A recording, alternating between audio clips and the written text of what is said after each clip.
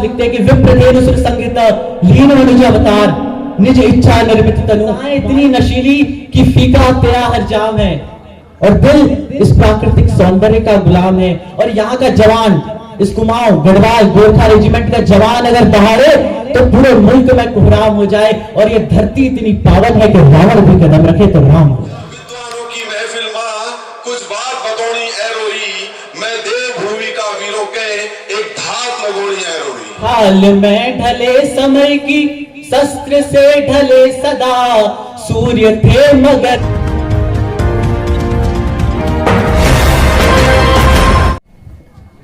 धन्यवाद। कण कण में विराजे रघुनंदन, कण कण में विराजे रघुनंदन, मर्यादा पुरुषोत्तम सियावर राम, जिनके स्पर्श मात्र से तर जावे पत्थर, बन जाए सारे बिगड़े काज। ऐसे राम की लीला देखन पधारे तमाम मानिला के जनमानस को इस तुच्छ से बालक हर्षित नहलवाल का राम राम। सर्वप्रथम धन्यवाद संचालक महोदय, जिन्होंने रामलीला के इस दिव्य और भव्य मंचन पर मुझे खड़ा होकर कुछ बोलने के लायक समझा। और धन्यवाद पूरी रामलीला रंगमंच समिति का, जिन्होंने 7 वर्ष उपरांत इस रामलीला मंचन को पुनर्जीवित करने का जो कार्य किया है। जब मैं 4 में था तब अंतिम बार इस रामलीला मंचन पर रामलीला हुई थी। आज 12 में हूं। 7 वर्ष के बाद इतनी भव्य रामलीला का आयोजन के लिए एक बार जोरदार तालियां रामलीला रंगमंच समिति के सभी पदाधिकारियों के लिए। श्री कृष्ण जब अर्जुन को भगवत गीता का ज्ञान देते हैं तब वो कहते हैं कि यदा यदा हि धर्मस्य ग्लानिर्भवति भारत अभ्युत्थानम् अधर्मस्य तदात्मानं सृजाम्यहम् परित्राणाय साधूनां विनाशाय च दुष्कृतां धर्म संस्थापनार्थाय संभवामि युगे युगे। अर्थात यही कि जब जब इस धरती पर पाप बढ़ेगा, जब जब इस धरती पर अधर्म अपना सर उठाएगा, जब जब इस धरती पर ऋषि मुनियों को नुकसान पहुंचाया जाएगा, तब तब इस धरती पर स्वयं मैं भगवान श्री कृष्ण अवतरित होऊंगा।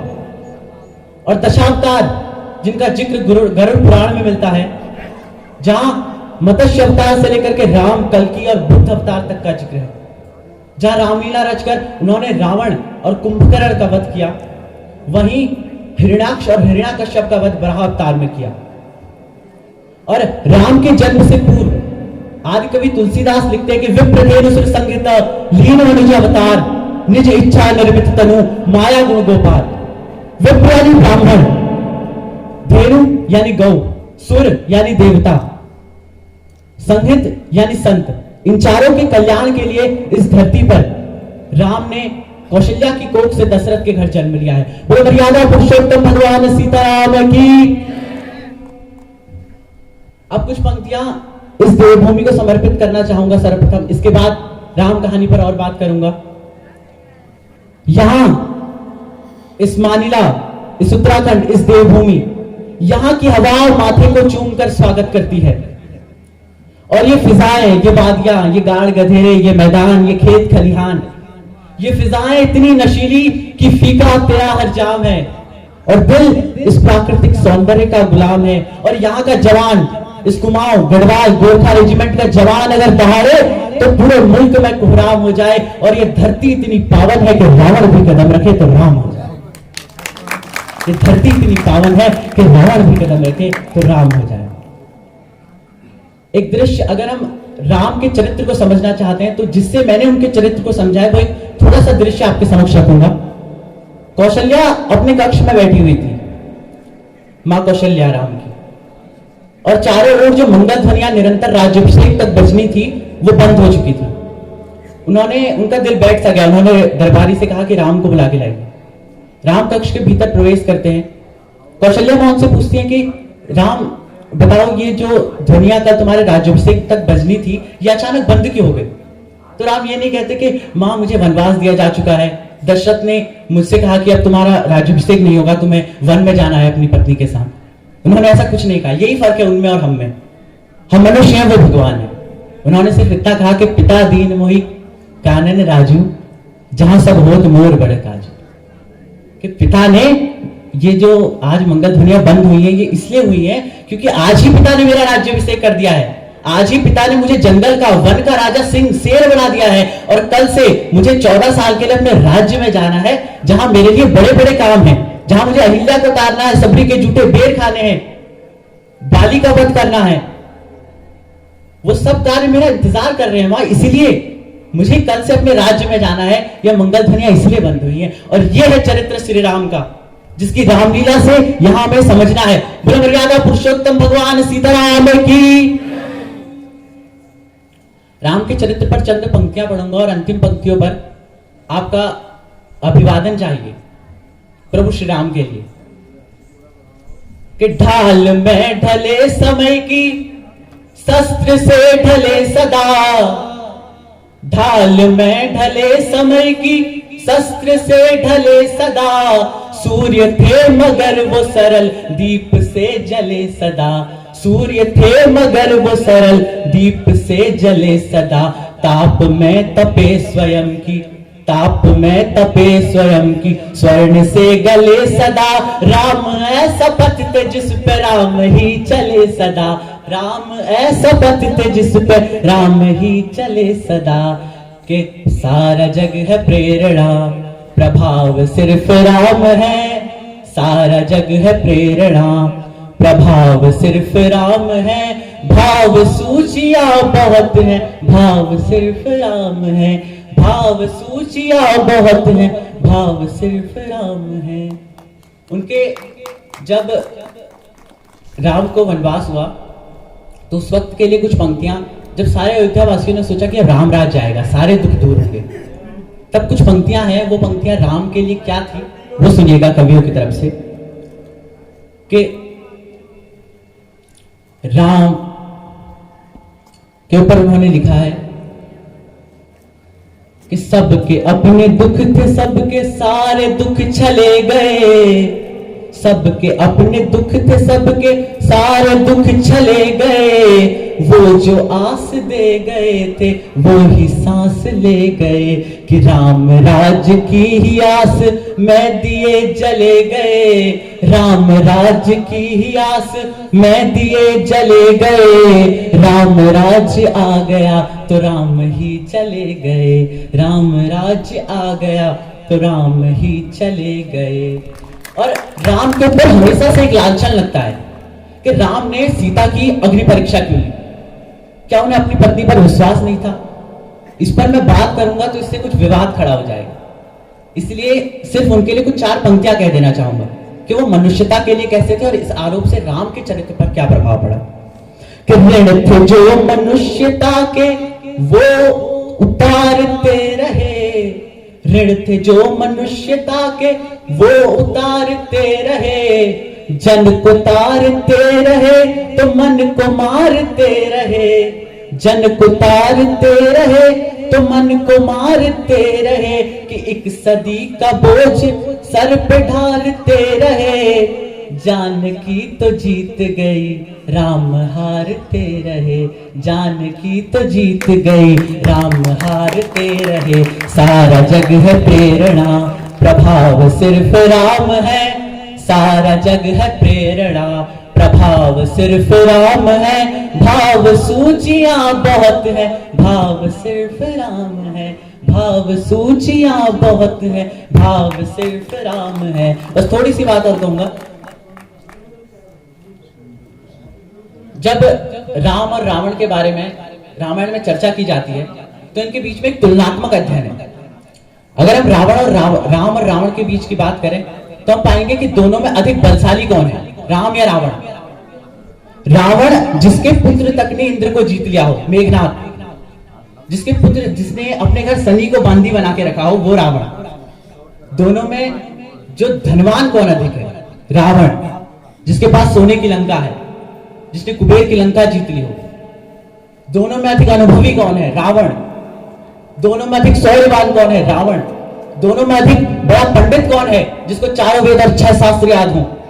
दोनों में अधिक भगवान का बड़ा भक्त कौन है? रावण, जो कहता हो कि मुझसा पंडित मुझसा ज्ञानी और न कोई दूजा है, मैंने अपने शीश काट काट शंकर को पूजा है, वो रावण।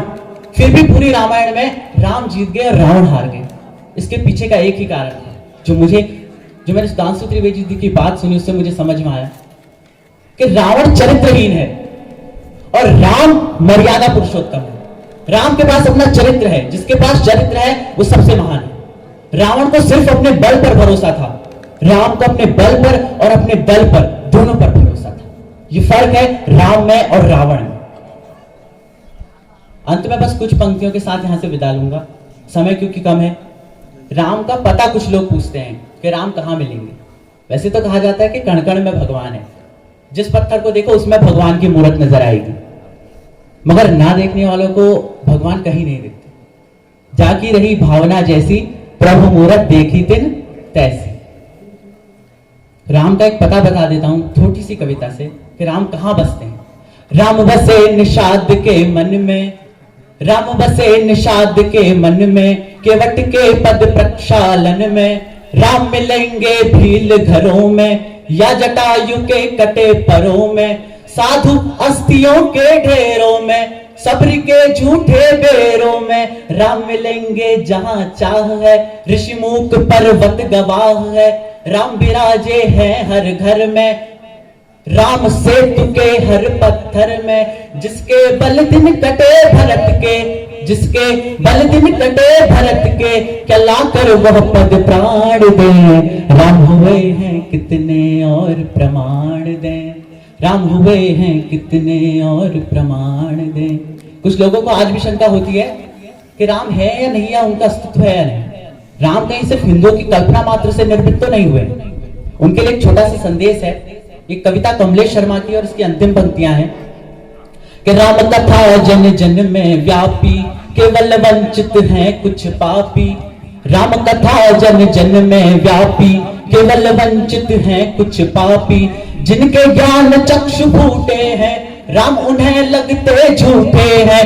ठुकराते राम के मर्म को, आस्था के प्रति निर्मोही है। सबके सब हरिहर द्रोही है, जो कर रहे राम की निंदा, वे अब तक कैसे हैं जिंदा। ऐसे राम के द्रोहियों को पढ़ने अब गरुड़ पुराण दें। राम हुए हैं कितने और प्रमाण, बहुत धन्यवाद। राम हुए हैं कितने। जो जदुल हमारे छोट छोट कलाकार यो मंचू में प्रस्तुति दी मई, तो आप सबू से सबू है अनुरोध छो कि उन्हें भरपूर प्रोत्साहन करो, कि प्रोत्साहन है जो छोटी छोटी प्रतिभा छो नेशनल लेवल पर स्टेज पर दे सके। और जाहिर वक्त दीदी कविता ये दीरुटू जुगाड़ की कमाई पारी पौड़ बजरा महंगाई की बाढ़, कभड़ में लरू आज तरह का दुरुटू जुगाड़। तुम कसर कौन क्या कर रहा है, बोले 2 रोटी का जुगाड़ कर रहे हैं, तो भी 2 रोटी जुगाड़ में की खाए कमाए क्या पूछिया झन, मेरे कुटुर तुम लुचिया झन। खाए कमाए क्या पूछिया झन, मेरे कुटुर तुम लुचिया झन। खुड़खुड़ बटू में दिखाई दो, खाली बटुआ खुड़खुड़ बटू में दिखाई दो, तुम देख बहा गुजिया झन। खाए झलक के देख में रोज, मारनी नना डाढ़, कभड़ में लरू आज तरह का 2 रोटू जुगाड़। तो कविता में बहुत ठुल छो, लेकिन तो एक कविता छो धात, जो हम धात लगा लू में, तो मैं यो पहाड़ धात विभिन्न मंचों में लगा लू। और आज मन में आ रहा कि जो धात हम ध्यान लगाने जा, तुम जरा सुनो, खाली 2-3 मिनट लगे। तो बोलिए श्री रामचंद्र महाराज की।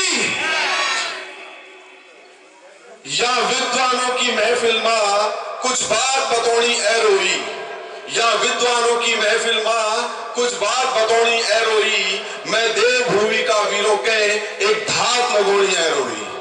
या विद्वानों की महफिल मां कुछ बात बतौनी ए रोई। मैं देव भूमि का वीरों के एक धात लगोनी ए रोई। उबांज बुरुसी की डाली तुमरा बाटों के आशीरी। तुमरा दगड़ी को भुगती अब तक बाखई मां बासीरी। शिव को आशीष बगड़ लहरो निर्मल गंगा की धारों मां। जो ठिठ सुपा तुम भूल गया बिगड़ लहरो बाजारों मां। हरिया बांस की मुरली बेर, हरिया बांस की मुरली बेर एक तान बजोड़ी ए रोई। मैं देव भूमि का वीरों के एक धात लगोड़ी ए रोई। तुम खेती बाड़ी छोड़ गया, तुम खेती बाड़ी छोड़ गया, वो ठुलठुला मशीन लगाना छे। तुमरा छोड़ी जंगल भीड़ों मां पूंजीपति फार्म फ्लैट बनाना छे। जरा जरा गढ़वाली पुटले सुने में तो 2 भाषा समझ आए लोग। और बढ़िया काम खोजन लीजी तुम डाई बोटी छोड़ चला बेच डाई बोटी और मठ पानी वो मोटी रकम कमाने छे दगड़ों के अपन दगड़ लिबे पहाड़ी संपदा बचाउण आया रोई मैं देवभूमि का वीरों के एक धात लगौनी है रोई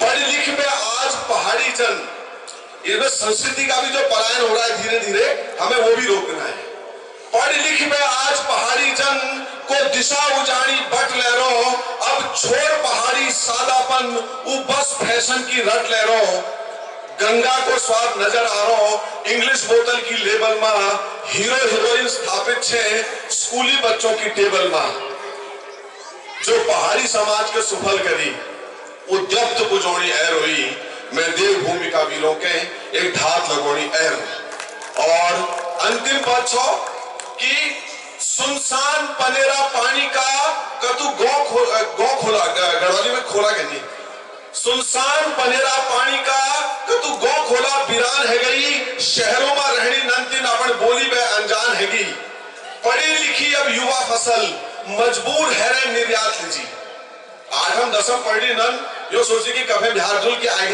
बिहार के कुल तो पढ़ी लिखी अब युवा फसल मजबूर है रे निर्यात लीजी पास पड़ोस का कब्ज कुशल तैयार हैरी आयात लीजी फिर थाम जवानों की शक्तिधार एक ज्ञान बनोनी है रोई मैं देवभूमि का वीरों के एक धात लगोनी है रोई मैं देवभूमि का वीरों के एक धात लगोनी है रोई।